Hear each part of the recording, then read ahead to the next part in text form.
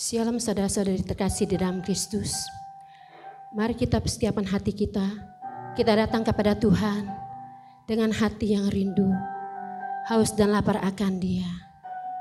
Kita menikmati hadirat-Nya lebih dalam lagi bersama Tuhan. Terima kasih Aba. Terima kasih Yesus. Kami datang pagi hari ini kepada Engkau dengan hati yang mengasihi Engkau. Haleluya. Ku datang Tuhan dalam hadirat-Mu, berhiaskan kekudusan. Seluruh surga sujud menyembah-Mu, ku tersungkur dan berseru. Ku datang Tuhan dalam hadirat-Mu, berhiaskan kekudusan. Seluruh surga sujud menyembah-Mu, ku tersungkur dan berseru. Kudus, kuduslah, kuduslah Tuhan, Allah semesta alam. Kudus, kuduslah, kuduslah Tuhan, surga bumi menyembah.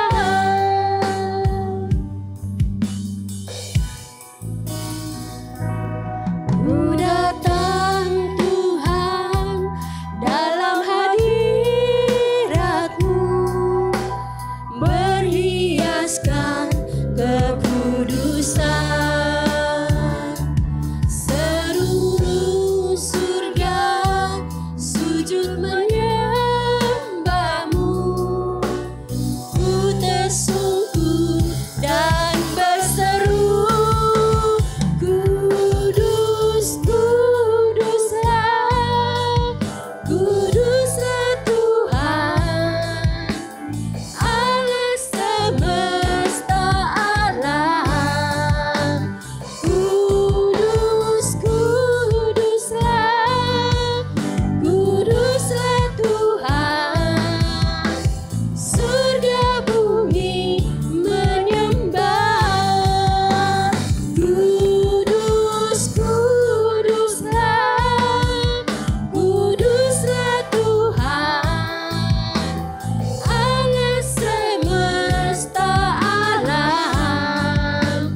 Kudus, kuduslah, kuduslah Tuhan, surga bumi menyembah. Kudus, kuduslah, kuduslah Tuhan, Allah semesta alam. Kudus, kuduslah, kuduslah Tuhan, surga bumi menyembah. Kudus, kuduslah, kuduslah Tuhan, Allah semesta alam. Kudus, kuduslah, kuduslah Tuhan, surga bumi menyembah. Surga bumi menyembah. Surga bumi menyembah.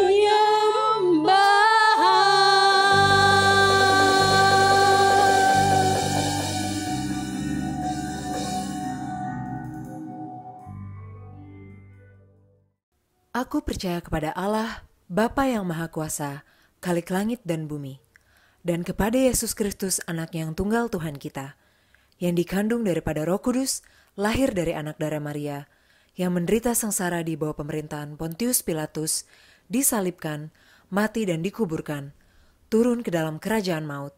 Pada hari yang ketiga bangkit pula dari antara orang mati, naik ke surga, duduk di sebelah kanan Allah, Bapa yang Maha Kuasa. Dan dari sana ia akan datang untuk menghakimi orang yang hidup dan yang mati. Aku percaya kepada Roh Kudus, gereja yang kudus dan am, persekutuan orang kudus, pengampunan dosa, kebangkitan daging, dan hidup yang kekal. Amin. Mari saudara-saudara, kita akan bersorak-sorai bagi Tuhan. Kita mau memuliakan Dia lebih lagi. Kita mau meninggikan Dia dan mengagungkan Dia.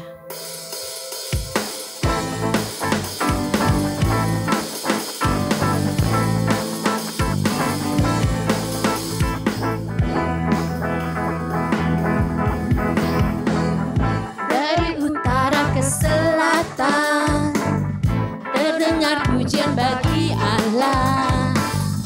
Dari barat sampai ke timur, nama Yesus disanjung tinggi. Dari pulau-pulau, lembah-lembah, gunung-gunung yang tinggi, kemuliaannya disaksikan, kebesarannya diceritakan. Yesus, Yesus, nama Yesus, nama Yesus disanjung tinggi. Dari pulau-pulau, lembah-lembah, gunung-gunung yang tinggi, Allahku dahsyat berkuasa, seluruh bumi sujud menyembah. Tinggikan namamu, Allahku dahsyat berkuasa, seluruh bumi sujud menyembah. Tinggikan namamu,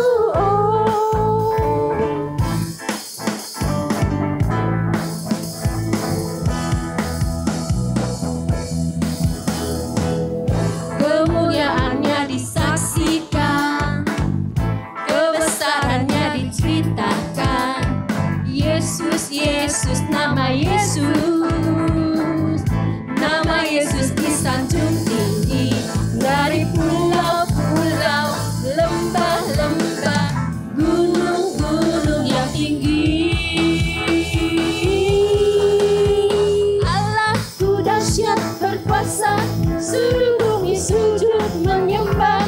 Tinggikan namamu, Allahku dahsyat berkuasa, seluruh bumi sujud menyembah. Tinggikan namamu, Allahku dahsyat berkuasa, seluruh bumi sujud menyembah. Tinggikan namamu, Allahku dahsyat berkuasa, seluruh bumi sujud menyembah.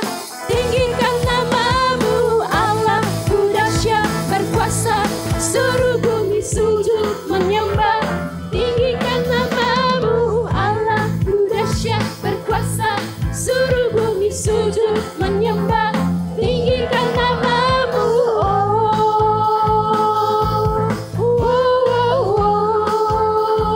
tinggikan namamu,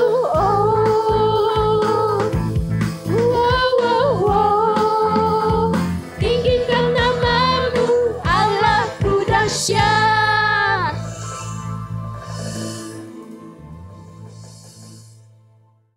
Mari saudara-saudara, kita persiapkan hati kita lebih lagi. Kita mau mendengarkan kebenaran firman Tuhan. Biarlah firman Tuhan yang pada siang hari ini boleh menjadi rema dalam setiap kehidupan kita.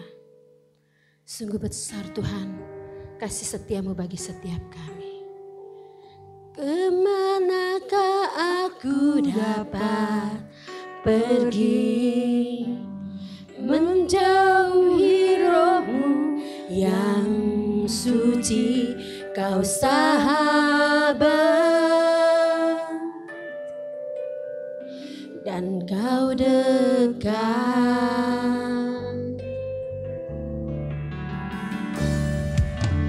Bakal seluruh pengabdianku tak bisa membalas kesetiaanmu, sungguh mulia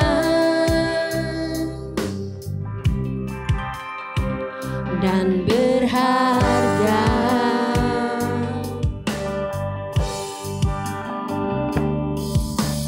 Kemanakah aku dapat pergi menjauhi roh-Mu yang suci, Kau sahabat,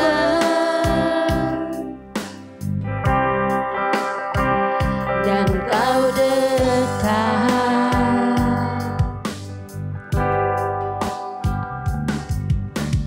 Bahkan seluruh pengabdianku tak bisa membalas kesetiaan-Mu, sungguh mulia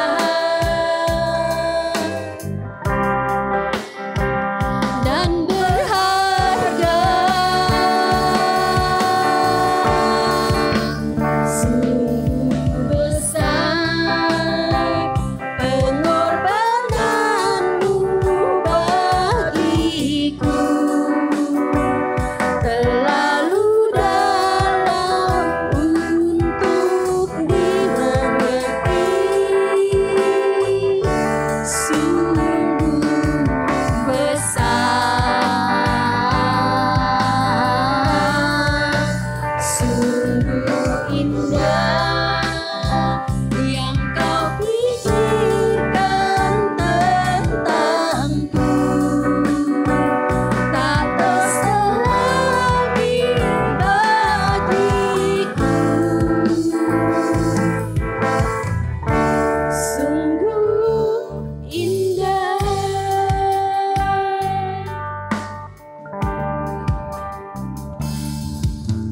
Kemanakah aku dapat pergi menjauhi roh-Mu yang suci, Kau sahabat,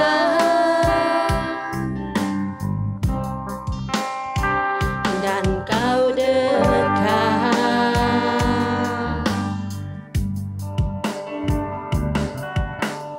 Bahkan seluruh pengabdianku tak bisa membalas kesetiaan-Mu, sungguh mulia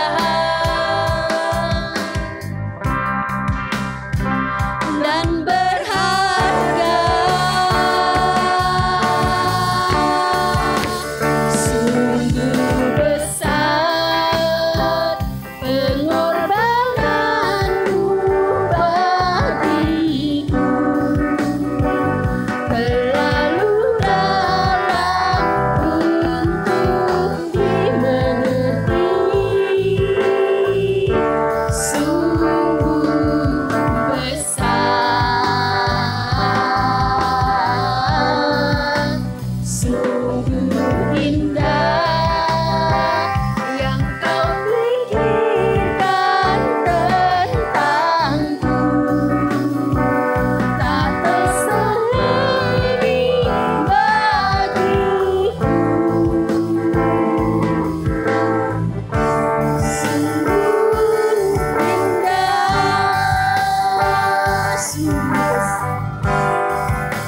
sungguh besar,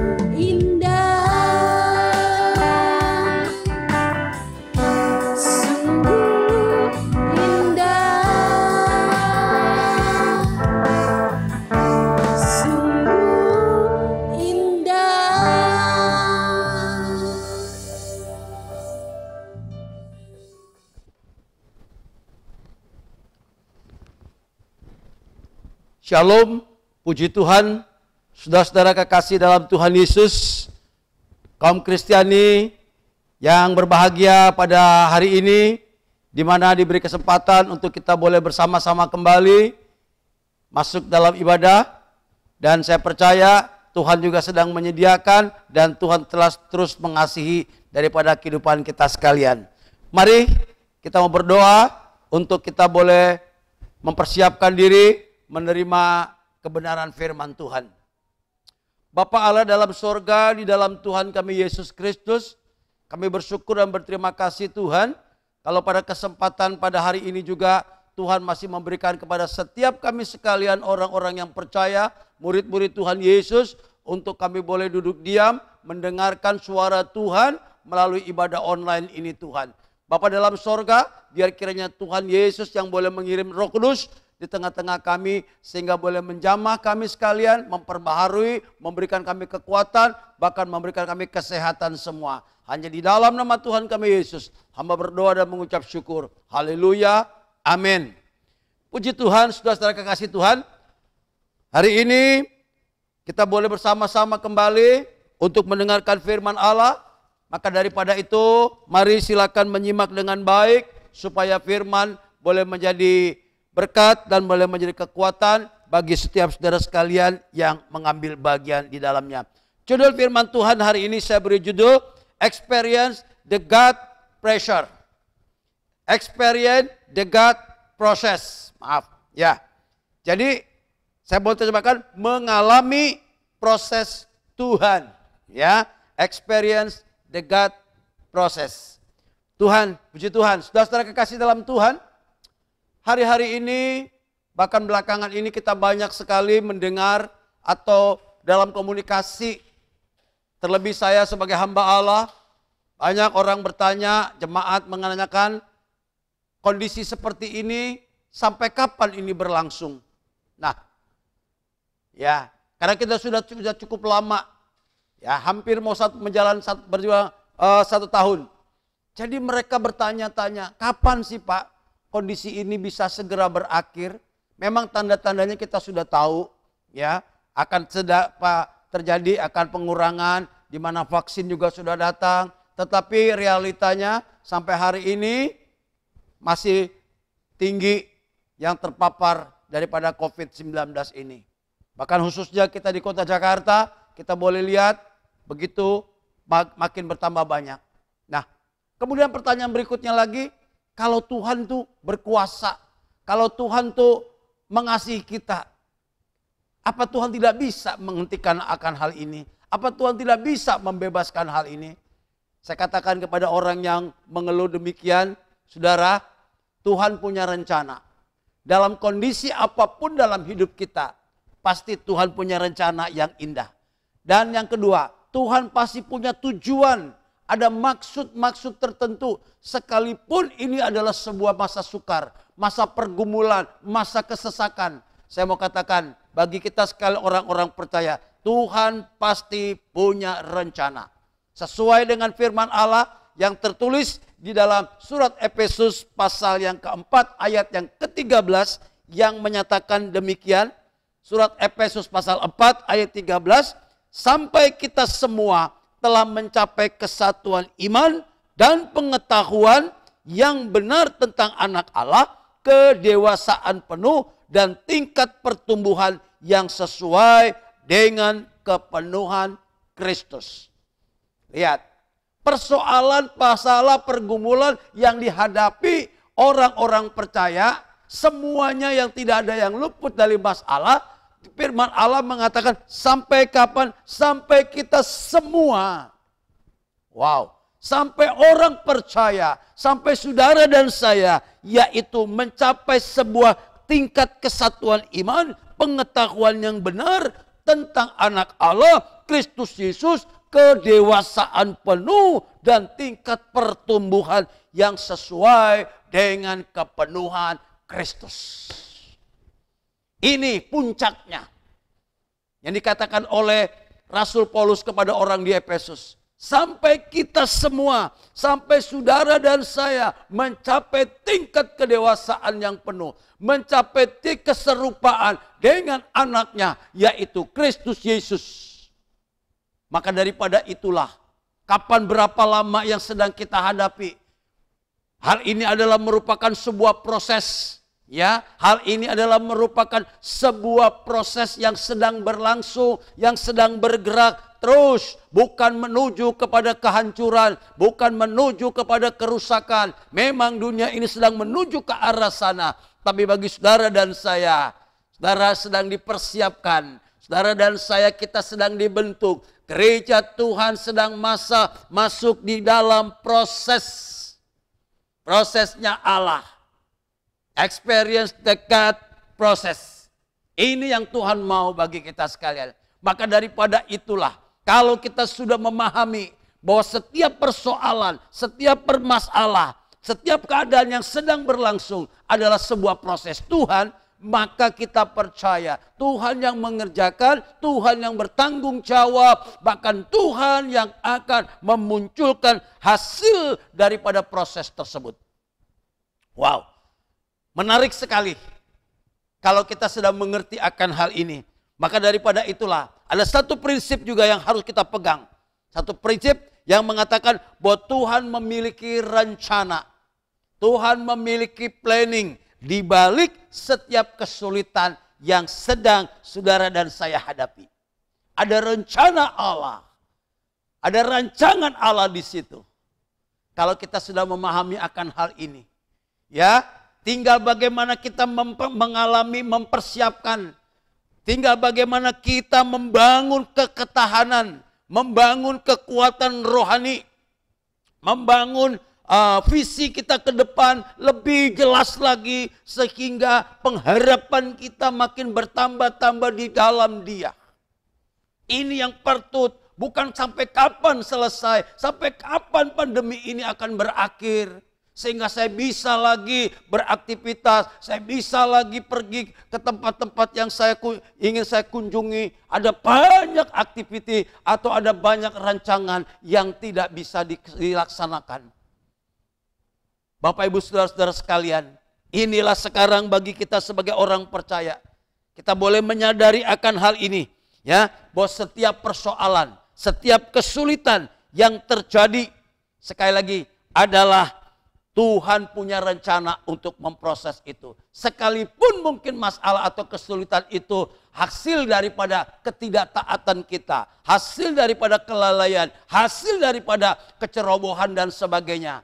Mungkin kita katakan, aduh saya salah, saya lalai sehingga terjadi hal ini.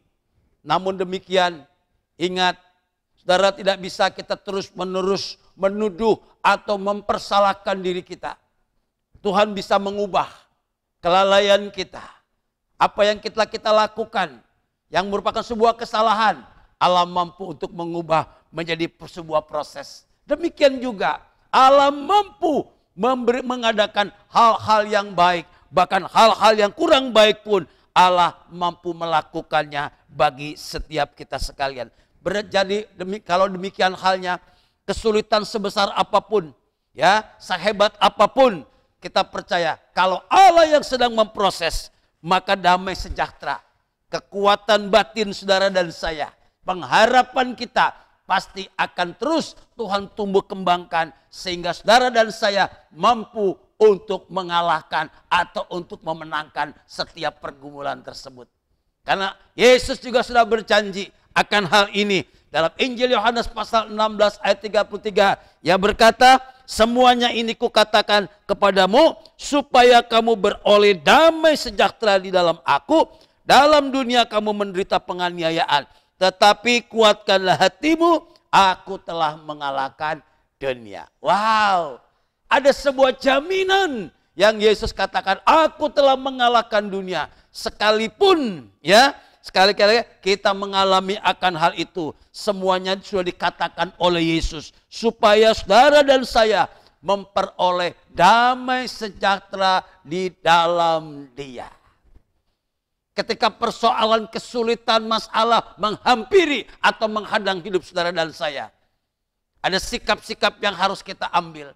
Ketika kita melarikan diri atau kita mencari pertolongan solusi dari yang lain. Bukan damai sejahtera yang engkau temukan. Tetapi justru air mata ratapan yang begitu hebat dan berat. Penderitaan makin bertambah berat. Tetapi ketika kita lari menghampiri Tuhan. Sekalipun dalam persoalan, dalam kesulitan hidup ini. Apapun keadaannya. Saya percaya Tuhan akan memberikan damai sejahtera. Ini janji Tuhan. Memang menurut logika manusia ini sulit untuk nalar atau untuk dicerna dengan baik. Tapi jangan kita pakai logika. Jangan kita pakai pengetahuan kekuatan kita. Belajar andalkan Tuhan dalam hidup saudara dan saya. Karena selama ini Tuhan sudah menunjukkan kebaikan. Tuhan selalu menyatakan kemurahannya bagi saudara dan saya. Sampai hari ini Tuhan tetap memelihara kehidupan kita sekalian. Puji Tuhan. Nah, mari kita boleh melihat apa sih tujuan-tujuannya? Ya, rancangan Tuhan yang terkandung di dalamnya. Sehingga kita diperkenankan atau kita harus mengalami experience ini. Mengalami pengalaman ini. Nah, jadi ada hal-hal yang baik. Yang sedang Allah bentuk di dalam setiap pribadi orang-orang percaya. Lewat kesulitan, lewat permasalahan.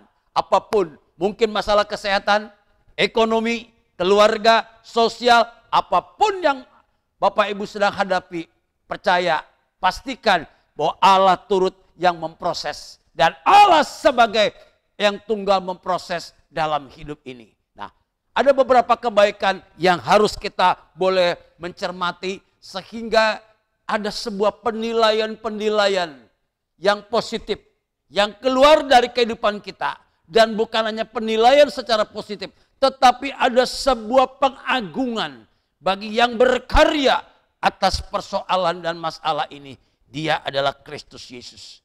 Mari kita boleh menemukannya. Ya, yang pertama ada tujuan setiap kesulitan, setiap proses yang sedang dihadapi. Tujuan yang pertama adalah untuk menarik saudara dan saya atau untuk menarik kita supaya makin lebih dekat lagi kepada Tuhan. Masalah bukan sesuatu hal yang memisahkan saudara dan saya daripada kasih Tuhan. Masalah jangan sampai mencerai-beraikan persekutuan. Masalah jangan sampai memporak-porandakan daripada fondasi iman kita. Daripada kekuatan rohani kita. Tetapi justru ada masalah, ada persoalan. Mulai saudara mengambil sikap untuk makin lebih dekat lagi kepada Dia. Tidak lari, tetapi menghampiri. Ini yang harus, konsep yang harus kita kembangkan. Ya, biasanya naluri kemanusiaan selalu dimulai dengan sikap untuk mencari solusi berdasarkan kekuatan atau kemampuan. Atau mencari pertolongan-pertolongan yang lain. Tetapi sebagai orang percaya, yang sudah mengalami janji-janji Allah. Saya terlalu percaya Roh Kudus yang ada di dalam hidup kita. Dialah yang akan terus mendorong. Dialah yang akan terus memicu langkah kehidupan kita untuk semakin dekat lagi kepada Tuhan. Pemazmur katakan dalam kitabnya pasal 34 ayat yang ke-9. Pemazmur pasal 34 ayat 39 mengatakan Tuhan itu dekat kepada orang-orang yang patah hati dan Ia menyelamatkan orang-orang yang remuk jiwanya. Wow. Tuhan itu dekat dengan orang-orang yang patah hati. Tuhan tidak pernah menolak ketika seseorang datang dengan tangisan, dengan keluh kesah. Dia tidak pernah membatasi ruang doa saudara dan saya. Dia tidak pernah membatasi jam bicara di dalam doa kita dengan Tuhan. Seberapa jauh Roh Kudus mendorong saudara menghampiri Tuhan. Demikian juga Allah berkenan untuk mendengarkan setiap keluh kesah saudara dan saya. Inilah yang menjadi sebuah pengharapan yang tidak kita bisa jumpai dimanapun dalam kehidupan dunia ini. Tetapi hanya satu tempat bagi saudara dan saya. Tuhan dekat dengan orang-orang yang patah hati. Bukan hanya sekedar dekat, Bukan hanya sekedar Tuhan menjadi pendengar untuk setiap keluhan kita, tetapi Dia menjadi sumber solusi. Firman Allah katakan, Ia menyelamatkan orang yang remuk jiwanya. Diselamatkan, dikuatkan, dihiburkan, diluputkan. Saudara kekasih dalam Tuhan, percaya akan janji Tuhan ini. Ketika persoalan sedang menghampiri saudara dan saya, ingat, lari hanya kepada Tuhan. Dekat lagi dan lebih dekat lagi kepada Dia. Bukan kita makin menjauh. Bukan kita makin meninggalkan jalan Tuhan, serta mengambil jalan sendiri-sendiri. Tidak. Percaya, saudara akan makin tersesat. Engkau akan makin jauh daripada hadirat Tuhan. Semakin jauh dari hadirat Tuhan. Bukan hanya kekelaman, tapi kegelapan yang akan menyergap perjalanan hidup saudara dan saya. Sehingga akhirnya putus asa. Hopeless. Tidak ada jalan lain. Ujung-ujungnya bisa mengakhiri kehidupan hanya untuk artinya melepaskan daripada jerat kesesakan tersebut.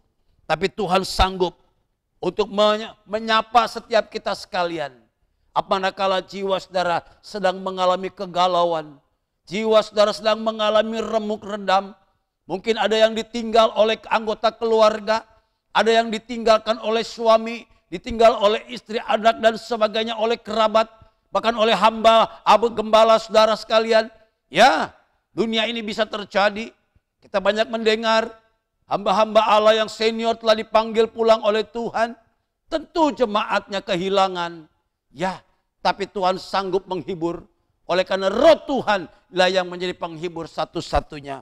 Mari Bapak Ibu sekalian, ketika masalah itu sedang menyergap saudara, mungkin dalam satu kondisi kita mengalami kesendirian, tidak lagi ada orang yang mempedulikan, tidak ada lagi orang yang menyapa, bahkan kita boleh berdoa pertolongan mungkin belum kunjung datang.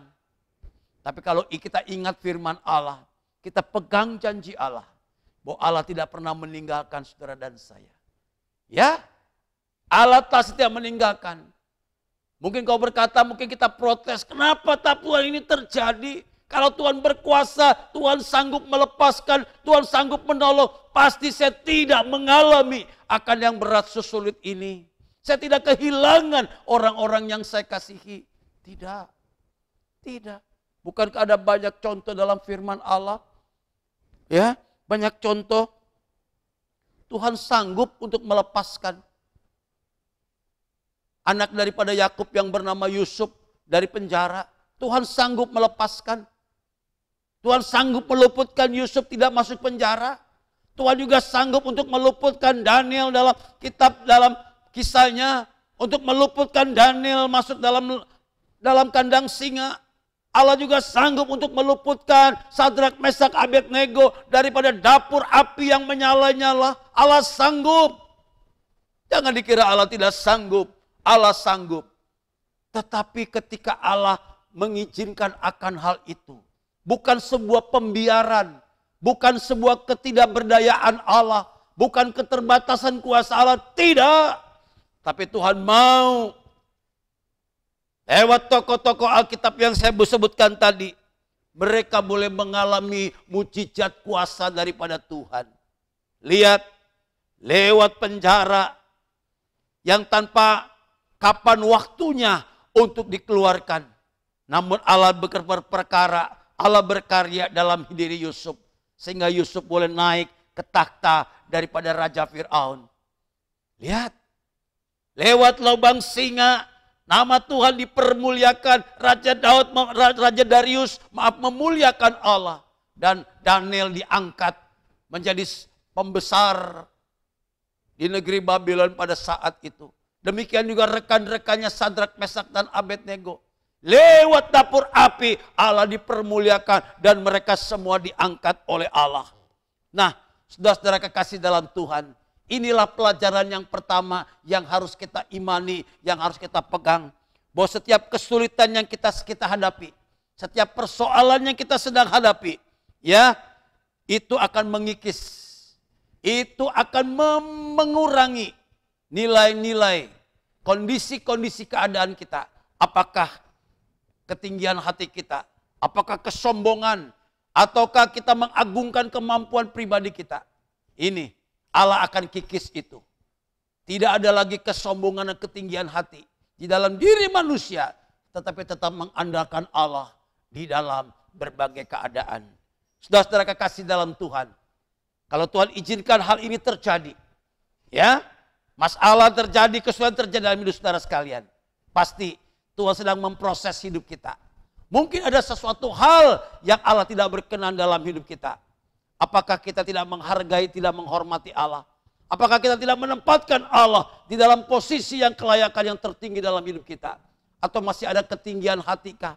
Kesombongan kita kah? Membanggakan diri kita akan setiap potensi, akan setiap apa yang kita miliki dalam hidup ini. Bapak Ibu sekalian, engkau akan mengalami proses itu karena Dia mengasihi hidup saudara dan saya. Ini yang pertama. Yang kedua, setiap kesulitan, setiap persoalan masalah yang sedang dihadapi untuk apa? Untuk membentuk karakter Kristus di dalam diri kita masing-masing. Supaya Allah menjumpai karakter Kristus, perilaku Kristus, pikiran Kristus, hati Yesus. Ini yang harus dijumpai di dalam diri orang-orang percaya. Surat Roma pasal 15 ayat yang ketiga mengatakan, kita malah bermegah juga dalam kesengsaraan kita. Karena kita tahu bahwa kesengsaraan itu menimbulkan ketekunan. Dan selanjutnya, lihat. Kesengsaraan itu Tuhan izinkan menghampiri. Tuhan izinkan kita mengalami proses. Tujuannya untuk membentuk karakter kita. Membangun ketekunan, membangun sebuah nilai-nilai ilahi di dalam kehidupan itu sendiri. Ya, betapa indahnya hidup saudara dan saya yang sedang diproses oleh Allah. Sehingga Dia akan menemukan karakter Kristus. Masing-masing kita berbeda. Kita masing-masing berangkat dari latar belakang keluarga, latar belakang etnis, latar belakang budaya yang berbeda. Tetapi ketika kita disatukan dalam satu kesatuan tubuh Kristus, perbedaan itu harus makin hari makin dikikis. Perbedaan makin hari makin berkurang. Sehingga hanya Kristuslah yang nampak di dalam setiap karakter orang-orang percaya. Sehingga dunia bisa melihat, ya, si mereka tidak menjadi bingung. Kalau karakter Kristus ini begini sebagainya berbeda-beda. Tidak. Tapi justru karakter Kristus harus tampil dalam gereja Tuhan. Cepat atau lambat, proses ini harus terjadi. Terlebih menjelang kedatangan Tuhan yang kedua kali. Tuhan mau kita segera akan menghadapi akan hal itu. Ya. Yang kedua, kalau kita baca dalam masih Roma itu, ada perkataan untuk memurnikan. Pemurnian. Nah, lihat. Salah satunya untuk memurnikan. Sehingga untuk membentuk karakter Kristus tadi, ada proses pemurnian. Seperti logam yang akan dimurnikan. Pasti dia akan mengalami pembakaran. Lewat dapur api. Lewat temperatur yang tinggi.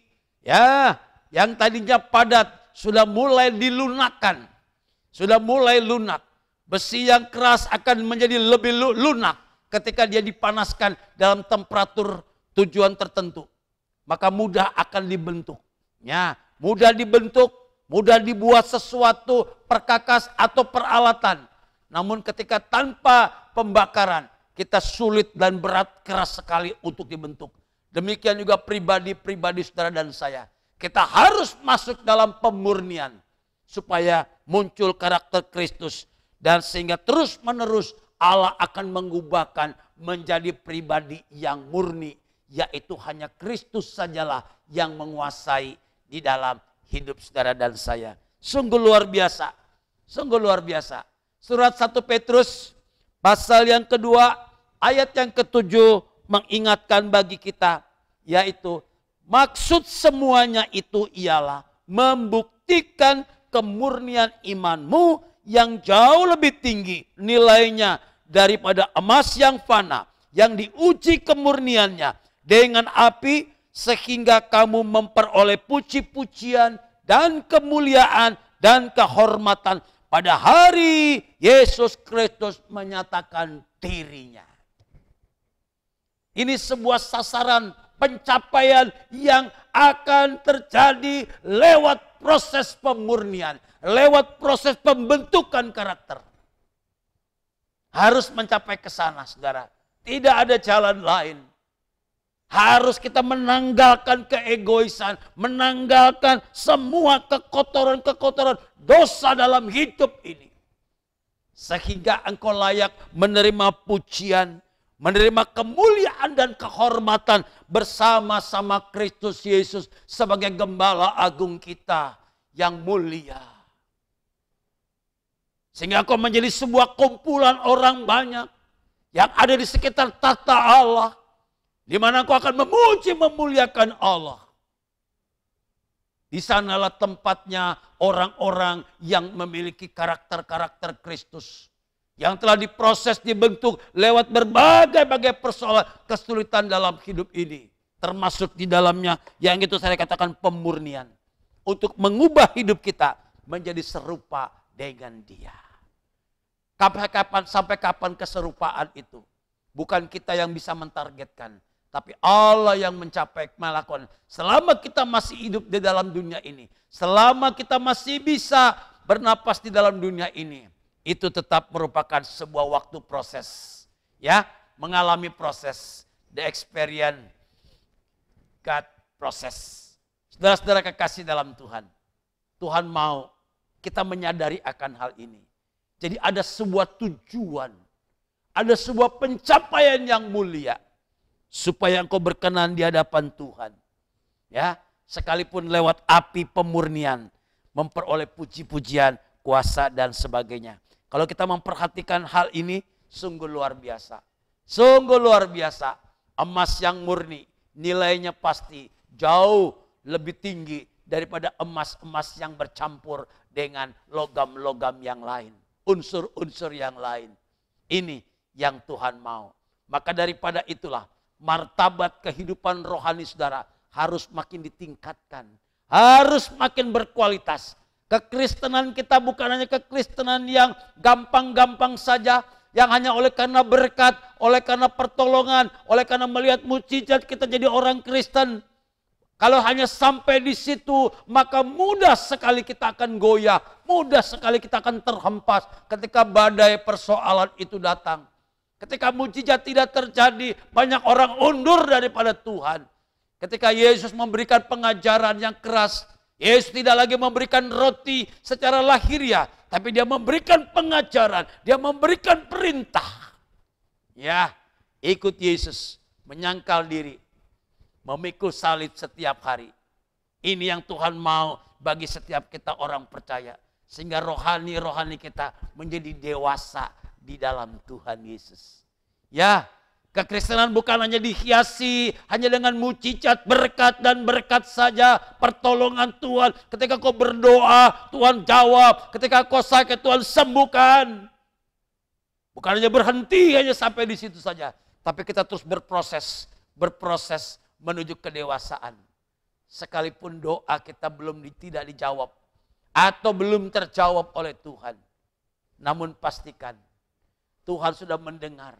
Dan Tuhan sudah mengerti akan sesuatu yang baik yang Ia siapkan. Bisa terjadi jawabannya tidak. Seperti Rasul Paulus sudah meminta untuk dicabut duri yang ada di dalam dagingnya. Tapi apa kata Tuhan? Cukup kasih karuniaku. Wow, ini sebuah kekuatan yang sungguh luar biasa. Dalam dunia mungkin kita menderita. Dalam dunia mungkin ada air mata. Tapi kita percaya Allah memberikan saudara dan saya sekalian kekuatan dan tidak akan sampai terhempas dan tergeletak. Tuhan menopang kita sekalian. Yang ketiga, yang patut untuk juga kita pahami akan setiap tujuan daripada persoalan tadi. Untuk melatih, untuk melatih kita sekalian merespon kesulitan seperti Yesus. Setiap persoalan, setiap kesulitan, belajar meresponnya seperti Kristus. Ini yang Tuhan inginkan, yang Tuhan rindukan. Apakah Yesus tidak pernah punya masalah, tidak pernah menangis, atau tidak pernah merasa lapar Tuhan? Ya, ia mengalami akan hal itu. Karena ia pun menggunakan tubuh yang manusiawi. Yesus bisa lapar, Yesus bisa mengantuk, Yesus bisa marah, bahkan Yesus bisa dicobai juga oleh iblis. Ya, tapi satu yang tidak bisa Yesus lakukan, berbuat dosa. Tidak, itu keunggulan daripada Tuhan Yesus. Maka daripada itu Yesus sangat tahu persis. Yesus sangat tahu bagaimana cara solusinya untuk menyelesaikan atau untuk merespon daripada setiap persoalan atau kesulitan dalam hidup kita. Mari kita belajar hanya untuk mencontoh respon-respon atau solusi-solusi yang Yesus lakukan. Jangan mencari solusi di luar jawaban daripada firman Allah. Tapi ini adalah sumber solusi yang paling terlengkap dan paling terlengkap di dalam dunia. Tidak ada yang jauh lebih daripada ini, saudara sekalian. Maka daripada itulah Bapak Ibu sekalian, sangat beruntung Anda. Sangat beruntung saudara dan saya. Engkau punya firman Allah. Engkau punya Alkitab. Inilah isi yang patut untuk kita boleh sama-sama simak. Nah, Surat 1 Yohanes pasal 2 ayat yang ke-6 yang mengatakan demikian. Barang siapa mengatakan bahwa ia ada di dalam dia, ya, ia wajib hidup sama seperti Kristus telah hidup. Kalau kita katakan saya murid Yesus, saya orang percaya Yesus, Yesus adalah gembala agung saya. Kalau saya masih menggunakan konsep dunia, saya masih menggunakan pola hidup dunia, cara-cara dunia dalam mengatasi persoalan, dalam mengatasi kehidupan, itu adalah sebuah kebohongan, itu adalah sebuah kemunafikan. Tapi waktu Bapak Ibu sekalian menerapkan pikiran Kristus, memakai cara-cara Yesus seperti Yesus telah hidup, disitulah mengindikasikan saudara dan saya belajar setapak demi setapak, selangkah demi selangkah hidup menurut Kristus itu sendiri. Nah, bagaimana Yesus ketika dia menghadapi persoalan, dia bagaimana keadaannya? Selalu Yesus dengan cara-cara Allah, bukan dengan cara-cara manusia. Apa yang ia lakukan, apa yang ia kerjakan adalah atas izin Allah, atas rancangan Allah, atas petunjuk daripada Allah. Demikian juga saudara dan saya belajar untuk hidup seperti itu.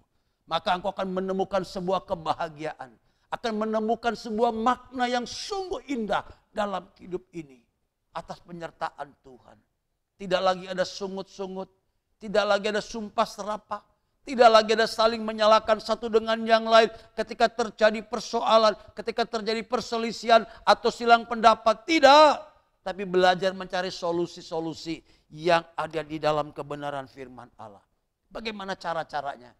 Yang pertama harus kita ingat, ya, ketika dalam menghadapi masalah, respon kita, solusinya seperti Yesus, selalu ingat bahwa semua yang Tuhan, ya, yang Tuhan lakukan, semuanya indah. Pasti indah hasilnya. Nah, itu. Resultnya indah.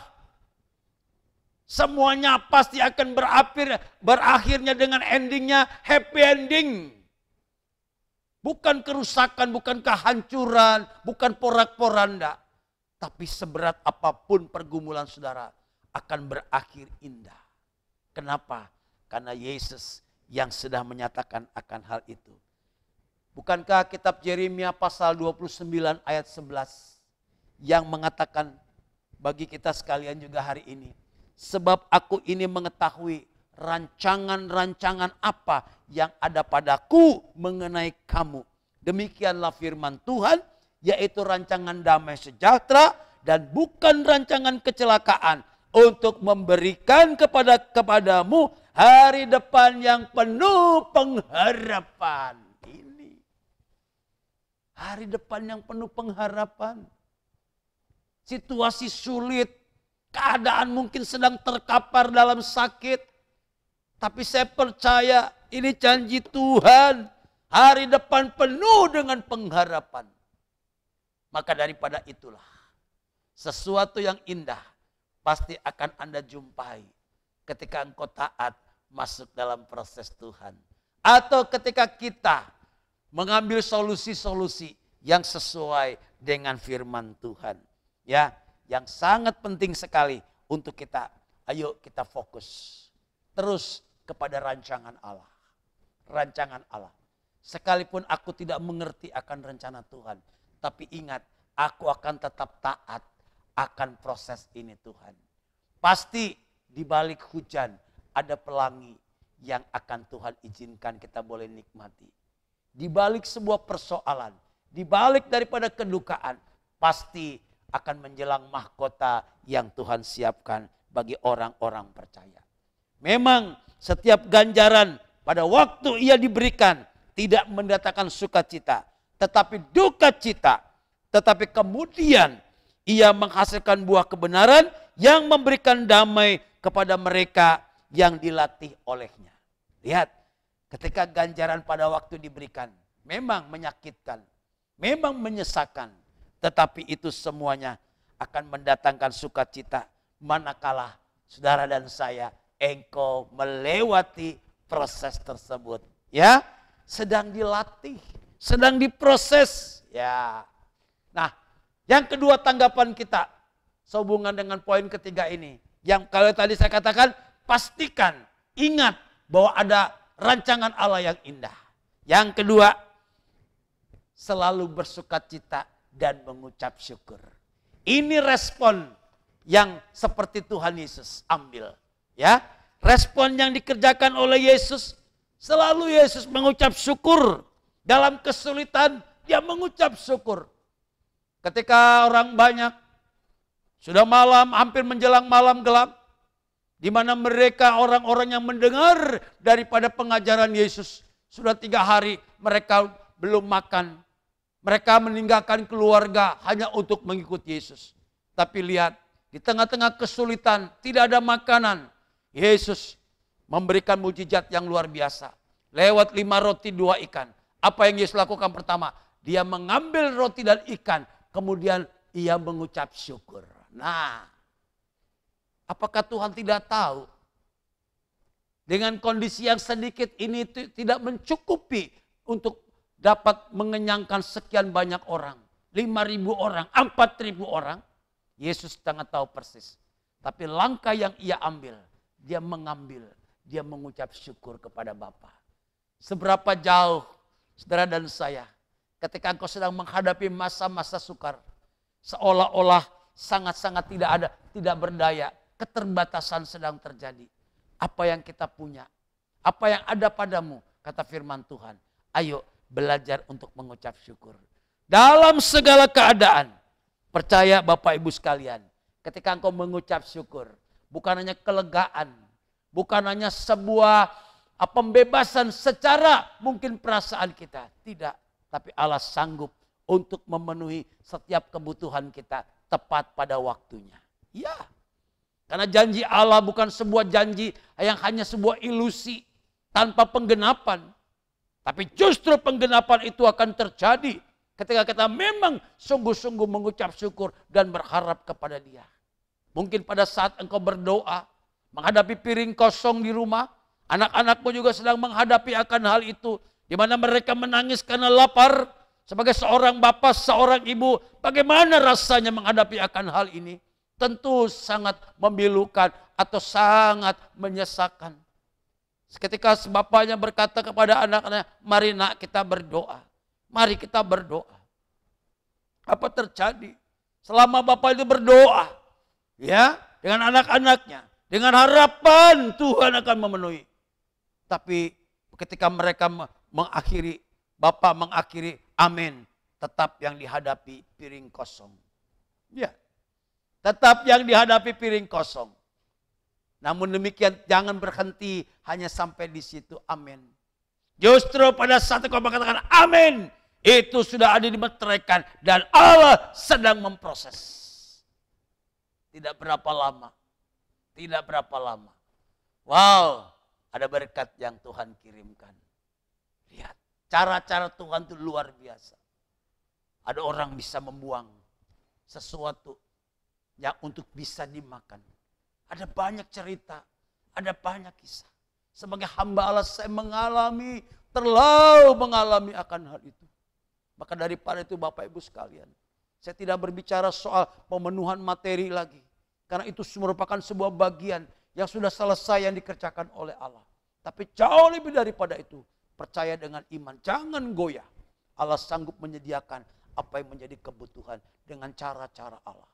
Maka daripada ketika kita masih kuat, ketika kita masih sehat, ketika nalar kita masih dapat melakukan pemikiran-pemikiran yang baik, mari belajar untuk bekerja terus. Ya, Tuhan yang memberikan kepada kita sebuah kekuatan. Ya, jadi mengucap syukur dalam keadaan apapun. Tuhan sanggup mengirim berkat luar biasa. Ya, saya selalu bersaksi dalam ibadah saya saksikan Tuhan itu begitu dahsyat. Ketika kita tidak punya sesuatu untuk lagi dapat kita makan, Tuhan siapkan. Tiba-tiba Tuhan kirim. Ada berkat yang Tuhan sediakan. Cara Tuhan itu sangat indah. Sangat indah. Dan tidak terduga oleh akal pikiran kita masing-masing. Tuhan sanggup kirimkan berkat. Tuhan sanggup kirim burung gagak untuk bawa roti dan bawa daging ke rumah saudara sekalian. Seperti Nabi Elia yang sudah mengalami akan hal itu. Yang berikut yang terakhir. Kalau tadi yang pertama adalah kata-kata pastikan bahwa rancangan Tuhan itu baik. Yang kedua, saudara harus bersukacita dan mengucap syukur. Dan yang terakhir adalah tidak pernah kecewa. Jangan pernah kecewa. Jangan pernah menyerah. Ya, jangan pernah menyerah. Jangan pernah kecewa. Ini yang Tuhan mau. Karena proses Tuhan, ya, jangan menyerah. Jangan kecewa sedang masuk dalam proses. Sehingga kau mengundurkan diri dari sebuah gelanggang pertandingan. Tidak. Terus bergerak. Bergerak. Proses. Berjalan. Lari lebih kuat lagi. Mengatasi solusi. Kalau Tuhan izinkan kita masuk dalam sebuah proses. Bukan hanya lembah air mata yang harus dilewati. Setelah lembah air mata. Di sana ada mata air yang Tuhan siapkan. Wow. Hari ini mungkin banyak air mata yang sedang tercucur. Ada banyak keluh kesah. Tapi ingat Bapak Ibu sekalian. Jangan berhenti di lembah baka. Dalam kitab Mazmur pasal 84. Jangan berhenti di sana. Terus bergerak dalam proses Tuhan. Percaya setelah itu kau akan menjumpai mata air. Setelah itu kau akan menjumpai kekuatan demi kekuatan yang Tuhan sediakan bagi orang-orang percaya. Sebagai ayat yang tidak pernah menyerah atau tidak pernah kecewa, saya membaca Ibrani pasal 10 ayat yang ke-38 mengatakan, tetapi orangku yang benar akan hidup oleh iman, dan apabila ia mengundurkan diri, maka aku tidak berkenan kepadanya. Nah, apabila ia mengundurkan diri, aku tidak berkenan. Jangan mengundurkan diri, jangan menyerah, jangan kecewa. Ayo terus bergerak terus, berjalan terus ya dalam proses Tuhan. Pasti proses itu akan berakhir ya. Tidak ada proses yang tidak berakhir. Namun demikian bukan haknya kita untuk mengetahui sampai kapan. Tapi proses Tuhan pasti sesuai dengan kemampuan dan kapasitas kita masing-masing. Inilah yang Tuhan mau untuk kita simak, kita cerna. Lewat renungan firman Allah yang saya beri judul sekali lagi, experience the God process. Ya, atau mengalami proses Tuhan. Amin. Tuhan memberkati saudara sekalian. Saudara-saudara kekasih dalam Tuhan, setelah kita mendengarkan firman Allah, hari ini kita memasuki yaitu sakramen perjamuan kudus. Saudara boleh mengambil roti dan anggur yang saudara siapkan. Karena pada minggu ini kita ada perjamuan kudus. Ya, silakan mempersiapkan diri. Supaya lewat perjamuan atau persekutuan dengan sakramen perjamuan Tuhan ini. Bukan hanya saudara mendengarkan firman Allah. Kemudian kita berhenti sampai di situ. Kemudian kita lupa. Tetapi justru dengan hal ini kita akan dimeteraikan. Firman Allah akan dimeteraikan. Dan firman Allah akan menjadi kekuatan bagi setiap saudara sekalian. Yang lemah dikuatkan, yang sakit disembuhkan, yang sedang buntu jalan. Tuhan buka jalan. Percaya dengan iman. Allah sanggup melakukan hal-hal yang luar biasa atas diri orang-orang percaya. Mari kita berdiri semua sekalian.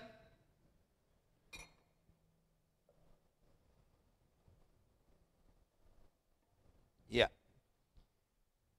Silakan masing-masing boleh memegang atau boleh mengangkat roti yang adalah tubuh Kristus. Cawan yang berisi anggur adalah darah Yesus. Inilah yang menjadi kekuatan dan inilah yang menjadi penopang. Dan inilah yang meterai setiap kebenaran firman Allah. Dan sehingga saudara dan saya berhak memiliki janji-janji Allah di dalam kebenaran firman-Nya. Tubuh Kristus inilah tubuh yang mulia yang telah dipecah-pecahkan oleh karena dosa dan pelanggaran. Kemudian darah Yesus yang telah ditumpahkan untuk penebusan dosa kita sekalian. Mari kita berdoa sebelum kita memakan dan minum tubuh dan darah Kristus Yesus. Bapa Allah dalam sorga, di dalam Tuhan kami Yesus Kristus, hamba bersyukur dan berterima kasih Tuhan lewat ibadah online pada hari ini, pada minggu pagi hari ini Tuhan Yesus, kami boleh juga menikmati persekutuan dengan tubuh dan darah Yesus Kristus. Di rumah tangga masing-masing, di tempat kami yang berjauhan sekalipun, namun roh Tuhan tetap ada hadir di dalam rumah tangga anak-anak Tuhan. Sehingga di dalam situasi saat ini, kami tidak sendiri, tapi Roh Kuduslah yang memberikan kekuatan, Roh Kudus yang menghibur, Roh Kudus yang memampukan kami untuk kuat di dalam Tuhan. Lewat persekutuan dengan tubuh dan darah Yesus, kami makin hari makin kuat, kami makin hari makin bersemangat, berjalan terus sampai menuju kepada kemuliaan Allah. Demikian juga Tuhan, yang sakit Tuhan sembuhkan. Lewat persekutuan dengan tubuh dan darah Yesus Kristus, kami dipulihkan, disembuhkan oleh darah Yesus. Kami mengalami mujizat kesembuhan yang daripada Allah dan kekuatan. Haleluya. Mari saudara sekalian, kau boleh angkat tubuh Kristus lebih tinggi daripada kepala, dengan iman dengarkan firman Allah sebelum kita makan bersama. Sebab apa yang telah kuteruskan kepadamu telah aku terima dari Tuhan, yaitu bahwa Tuhan Yesus pada malam waktu ia diserahkan mengambil roti, dan sesudah itu ia mengucap syukur atasnya, ia memecah-mecahkan dan berkata, inilah tubuhku yang diserahkan bagi kamu, perbuatlah ini menjadi peringatan akan aku.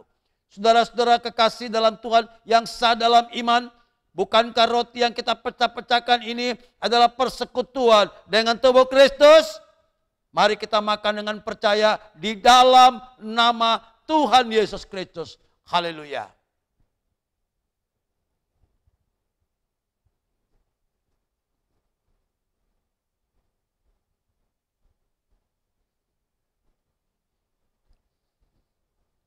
Haleluya. Terima kasih Tuhan. Terima kasih Tuhan buat anugerah-Mu yang besar, buat keselamatan yang Tuhan sudah sediakan bagi setiap orang-orang yang mengasihi. Dan ini juga Tuhan boleh dinikmati bagi orang-orang yang lain yang belum menerima keselamatan lewat berita-berita Injil yang keluar dari setiap mulut-mulut orang percaya untuk menjadi kesaksian yang hidup. Sekarang mari kita angkat cawan yang berisi darah Yesus. Dengan iman, kau boleh mengangkat ini, boleh meninggikan darah Yesus. Inilah kelayakan tertinggi dalam kehidupan manusia. Darah berbicara soal kehidupan. Dan darah inilah yang akan terus mengalir dalam hidup saudara sekalian. Memberikan kekuatan, pemulihan, kesembuhan. Darah Yesus yang mengampuni dosa-dosa kita semua. Demikian juga ia mengambil cawan sudah makan, lalu berkata, cawan ini adalah cawan perjanjian baru yang dimeteraikan oleh darahku. Perbuatlah ini setiap kali kau meminumnya menjadi peringatan akan aku. Saudara-saudara kekasih dalam Tuhan, bukankah cawan pengucapan syukur ini yang atasnya kita ucapan syukur adalah persekutuan dengan darah Yesus? Mari kita minum dengan percaya di dalam nama Tuhan Yesus.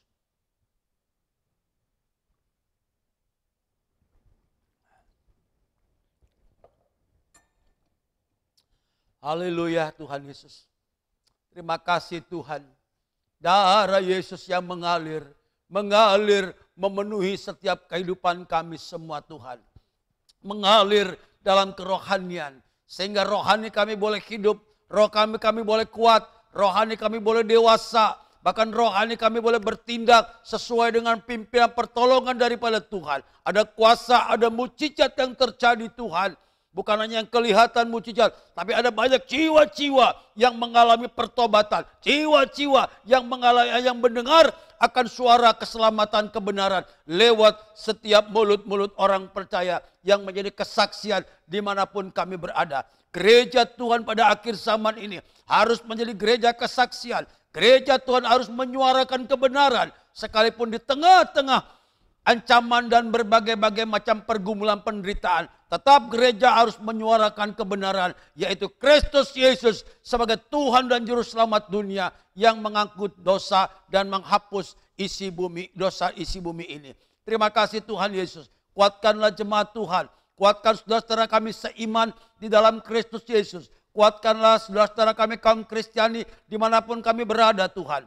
Supaya lewat persekutuan dengan tubuh dan darah Yesus, kami makin kuat dan semakin kuat. Terima kasih Bapa, terima kasih Tuhan. Yang sakit Tuhan sembuhkan, yang sedang dalam kesesakan Tuhan beri kami kelegaan, yang sedang buntu jalan Tuhan buka jalan Tuhan. Baik dalam rumah tangga yang kurang damai sejahtera Tuhan limpahkan damai sejahtera. Sukacita mengalir terus dalam hidup orang-orang percaya. Terima kasih Tuhan, terima kasih. Sekarang kami mau mengakhiri ibadah ini Tuhan. Sebelum kami menutup ibadah ini, kiranya juga Tuhan Yesus, Kau turunkan berkat-Mu atas setiap kami orang-orang percaya di muka bumi ini, bahkan di tempat kami berada, Tuhan turunkan berkat yang daripada sorgawi.